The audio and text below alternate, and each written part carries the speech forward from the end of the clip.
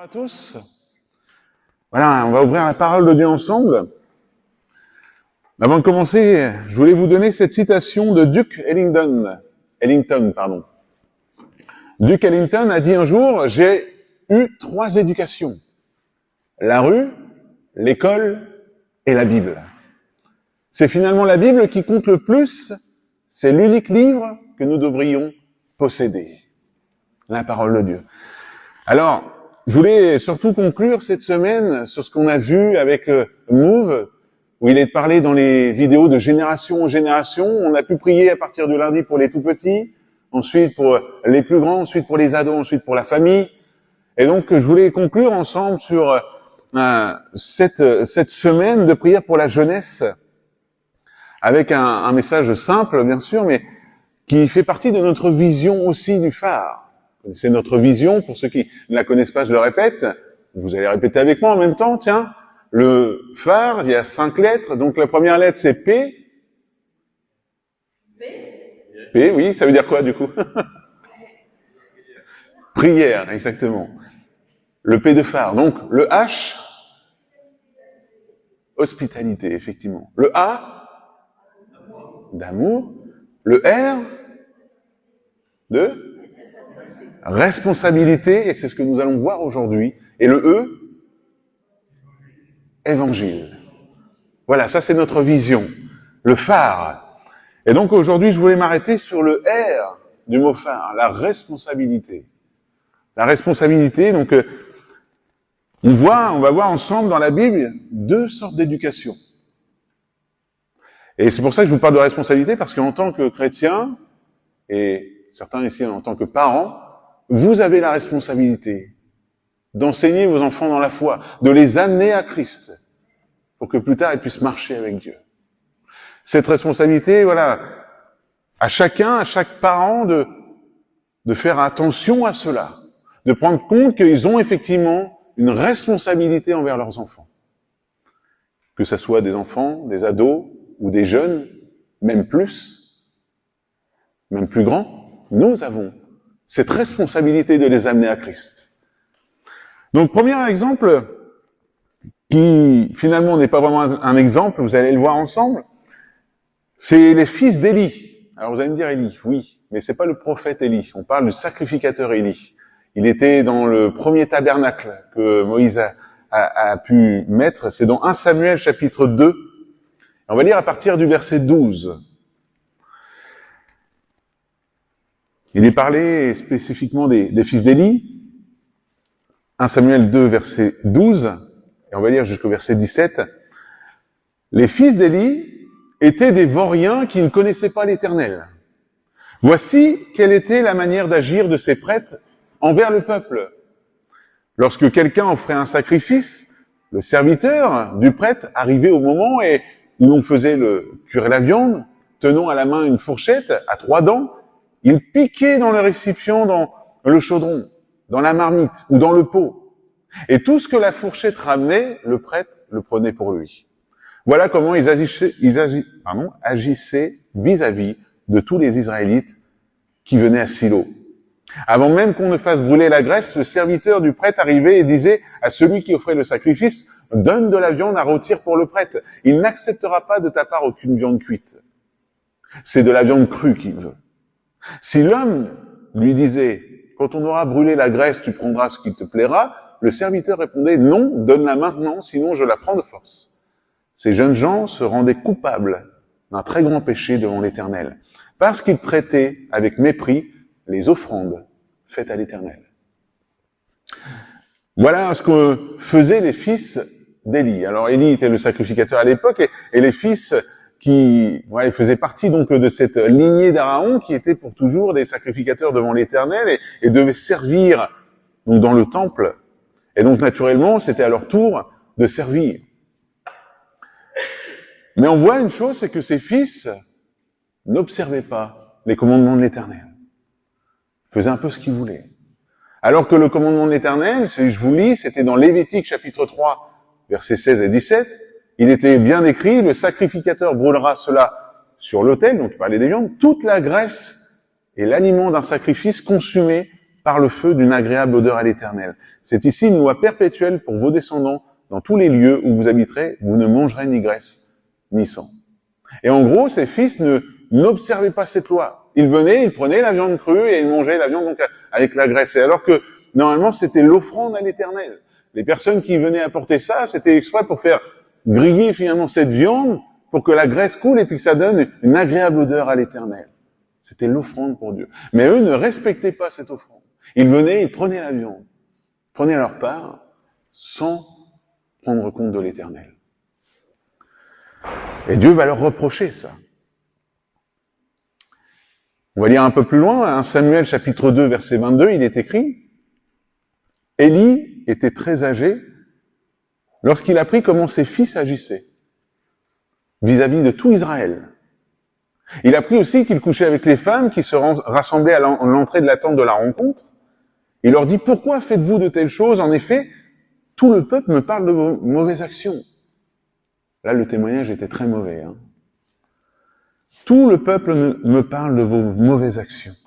Non, mes enfants, ce que j'entends dire n'est pas bon. Vous faites pécher le peuple de l'Éternel. Si un homme pêche contre un autre homme, Dieu le jugera. Mais s'il pêche contre l'Éternel, qui pourra intercéder en faveur? Mais s'ils n'écoutent pas leur père, mais ils n'écoutèrent pas leur père, car l'Éternel voulait les faire mourir. Aucune considération de Dieu. Et en plus, ils n'écoutaient pas non plus leur père. On voit une chose et on pourrait se poser la question de dire, mais pourquoi ils agissaient comme ça? Pourquoi ces enfants, alors qu'ils servaient dans le temple de l'Éternel, on voit une chose, c'est qu'il nous est révélé dès le premier verset, finalement. Le premier verset, 1 Samuel 2, verset 12, qu'on a lu. Les fils d'Élie étaient des hommes pervers et ils ne connaissaient point l'Éternel. C'est étonnant. Imaginez que vous venez ici, puis en fait, vous ne connaissez pas Dieu. Ça arrive forcément pour ceux qui veulent connaître Dieu, qui veulent entendre l'Évangile, mais imaginez que vous servez, là, que vous disiez, là, aujourd'hui, je vais prêcher, mais je connais pas Dieu. Je vais annoncer la parole, mais je ne connais pas ce Dieu. C'est exactement ce qu'étaient en train de faire les fils d'Élie. Ils servaient dans le temple, mais ils ne connaissaient pas le Dieu de ce temple. Ils ne connaissaient pas l'Éternel. Le vrai souci, effectivement, c'était ce manque de connaissance. Ce manque de connaissance du Dieu d'Israël, alors qu'ils servaient même dans le temple de Dieu. Il y a un prophète qui va dire des siècles après, pour ceux qui prennent des notes, c'est dans Osée chapitre 4, verset 6, il est dit « Mon peuple est détruit parce qu'il manque de connaissance.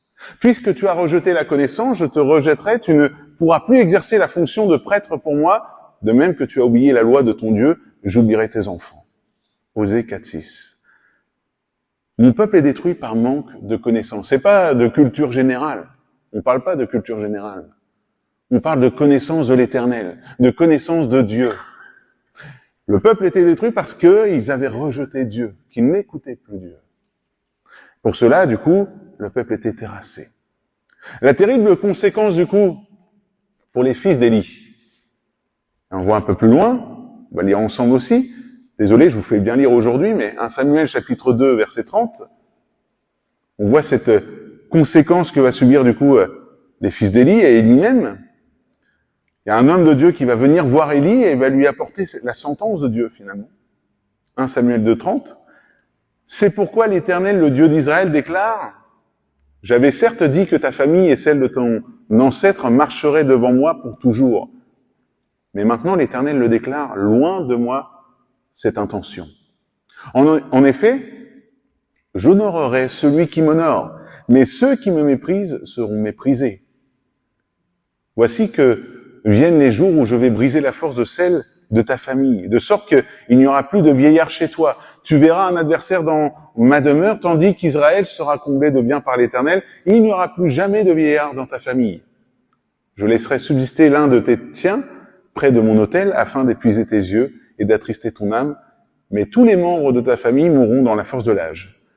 Tu auras pour signe ce qui arrivera à tes deux fils, Ophni et Phiné. Ils mourront tous les deux le même jour.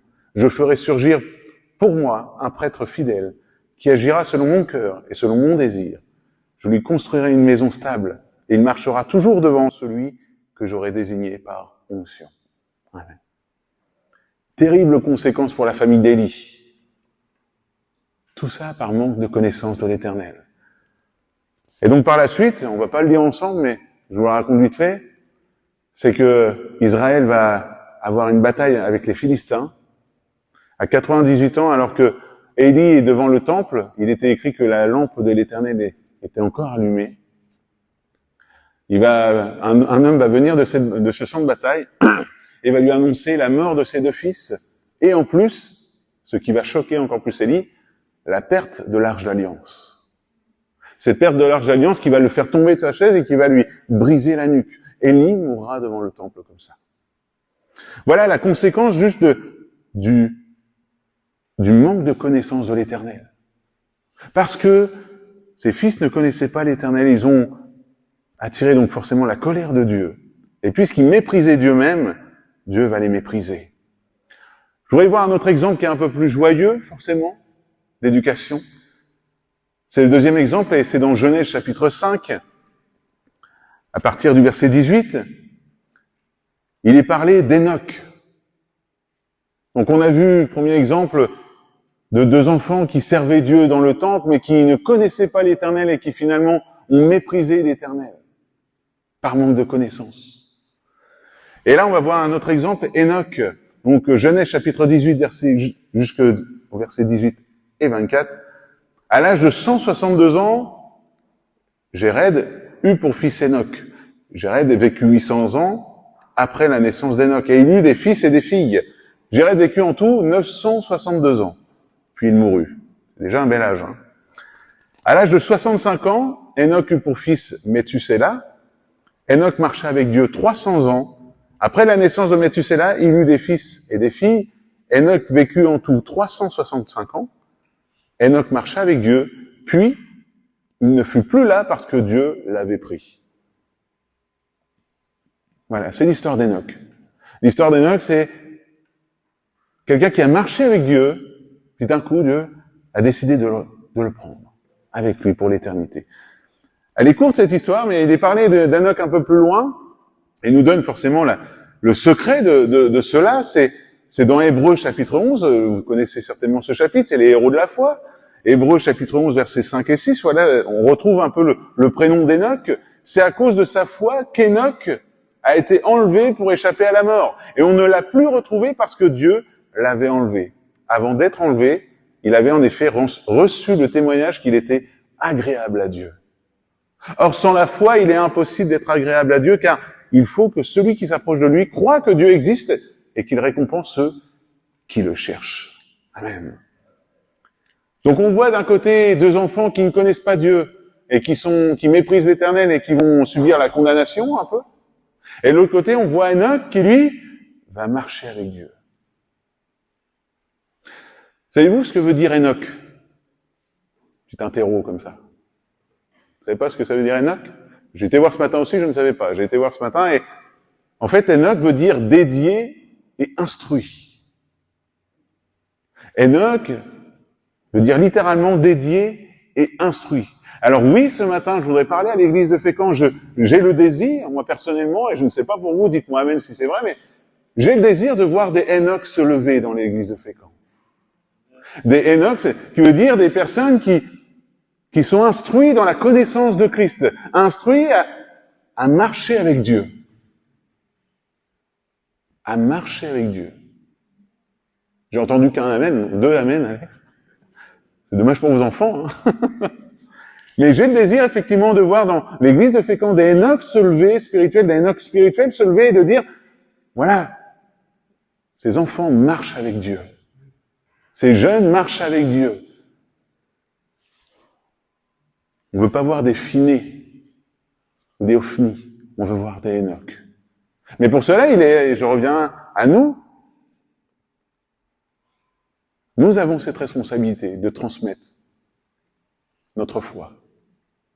Parce que sans la foi, on ne peut pas plaire à Dieu. Et c'est pareil pour nos enfants, nos jeunes, nos adorés. Personne. Sans la foi, ils ne peuvent pas plaire à Dieu. Et c'est là que nous avons un rôle important de témoignage. Quel témoignage donnons-nous? à notre jeunesse? Est-ce que nous-mêmes, nous vivons une vie qui marche avec Dieu? Est-ce que nous-mêmes, nous vivons une vie qui plaît à Dieu? Ou est-ce que nous-mêmes, nous méprisons Dieu? Même si nous sommes dans le temple de l'Éternel. On peut faire semblant de venir à l'église tous les dimanches et mépriser Dieu.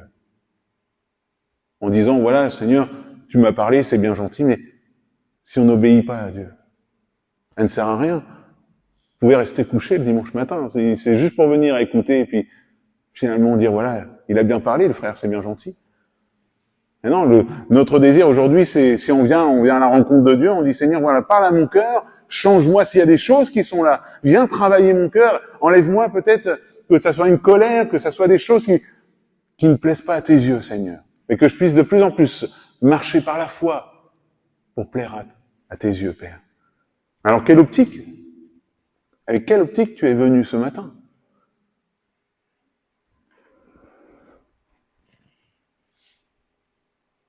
Romains chapitre 10, verset 13, il est écrit, en effet, toute personne qui fera appel au nom du Seigneur sera sauvée. Mais comment donc fera-t-il appel à celui qui n'ont pas cru? Et comment croiront-ils en celui dont ils n'ont pas entendu parler? Et comment entendront-ils parler de lui si personne ne l'annonce? Et comment l'annoncera-t-on si personne n'est envoyé? Comme il est écrit, qu'ils sont beaux les pieds de ceux qui annoncent la paix, de ceux qui annoncent la bonne nouvelle, mais tous n'ont pas obéi à la nouvelle. Vous avez entendu? Mais tous n'ont pas obéi à la nouvelle. En effet, Ésaïe a dit, Seigneur, qui a cru à notre prédication? Ainsi la foi vient de ce que l'on entend, et ce que l'on entend vient de la parole de Dieu. Comment nos jeunes croiront-ils s'ils n'entendent pas parler? Comment nous serons des bons témoins de Christ si nous obéissons pas non plus à la bonne nouvelle? Quand Dieu nous demande d'aimer notre prochain, il faut aimer son prochain. Pardonner son prochain, au lieu de se juger l'un l'autre, au lieu de se condamner l'un l'autre, plutôt chercher, et c'est ce que Franck vous a rappelé, par la réconciliation. Parce que nous sommes tous devant Dieu. Aujourd'hui, je rappelle simplement cette responsabilité que nous avons envers notre jeunesse, de leur transmettre la foi, d'être des exemples pour eux. Alors je vous encourage, fréquent. Je sais qu'il y a des exemples ici. Je sais qu'il y a des exemples, je ne serai pas là sinon. Vous avez été des exemples pour moi aussi dans ma vie. Parce que nous croyons à un Dieu qui est vivant et qui agit encore aujourd'hui. Et qui est capable d'agir dans la vie de nos jeunes, dans la vie de nos enfants. Mais tout d'abord, nous devons être ces témoins vivants. Nous devons nous-mêmes être des Hénoch par la foi. Des Hénoch qui marchent avec Dieu afin de pouvoir faire d'autres Hénoch qui puissent servir eux-mêmes Dieu. Des Hénoch qui ne se conforment pas à sa génération. Parce que par la suite d'Hénoch, il y a eu la génération de Noé. Et Dieu a dû détruire cette terre à cause du péché qui avait grandi de plus en plus. Des Hénoch qui ne se laissent pas avoir par les modes de ce monde, mais qui cherchent simplement à suivre selon les préceptes que Dieu donne. À suivre et à obéir à ce que Dieu dit. Parce que la parole de Dieu est bonne pour nous afin qu'on puisse mener une vie qui lui plaise, une vie bonne et agréable pour lui. Nous sommes tous appelés à devenir des Hénoch, dédiés pour Dieu et instruits. Des Hénoch qui connaissent l'Éternel, qui suivent et qui marchent pour Dieu. Alors oui, ce dernier point pour vous, notre responsabilité est d'être des témoins de Jésus, ça vous l'avez déjà entendu, on vous en parle souvent, d'être des témoins de Jésus dans nos familles, auprès de nos amis, auprès de nos voisins, mais surtout auprès de nos enfants. Parce que n'oubliez pas que les enfants que vous avez aujourd'hui dans vos familles, c'est votre responsabilité. C'est ce que Dieu vous donne comme responsabilité. Donc aujourd'hui, soyons des Hénoch pour ces enfants, soyons des personnes qui marchent avec Dieu, d'être des hommes et des femmes de foi qui plaît à Dieu. Éphésiens 6, verset 1, j'ai rajouté ça ce matin, j'avais à cœur. Enfants, obéissez à vos parents selon le Seigneur, car cela est juste. Honore ton père et ta mère, c'est le premier commandement avec une promesse. Afin que tu sois heureux et que tu vives longtemps sur la terre. Et là, il y a une autre parole pour les pères. Et vous, pères, n'irritez pas vos enfants, mais élevez-les en les corrigeant et en les instruisant selon le Seigneur. Élevez-les en les corrigeant et en les instruisant selon le Seigneur. N'irritez pas vos enfants non plus. Il y a peut-être, je pense à la réconciliation, ce que Franck partageait tout à l'heure, mais peut-être un manque de réconciliation envers vos enfants. Des enfants qui ont été déçus de votre comportement, peut-être que vous avez irrité vos enfants. Il est encore temps de faire la paix, de venir amener la réconciliation. Il est encore temps de montrer l'exemple. L'exemple que nous avons un Dieu d'amour qui lui-même a su nous réconcilier avec lui, par Jésus. Alors aujourd'hui, à nous de se mettre devant Dieu, de dire où en suis-je avec mes enfants. Et j'étais un bon exemple. Je vous donne aussi ce proverbe très connu, proverbe 22, verset 6.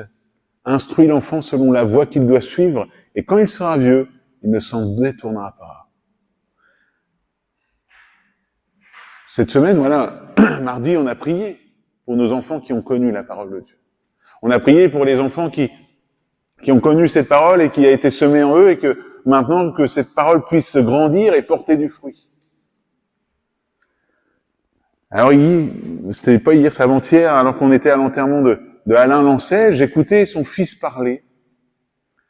Et justement, son fils témoignait, en fait, de la foi de son père.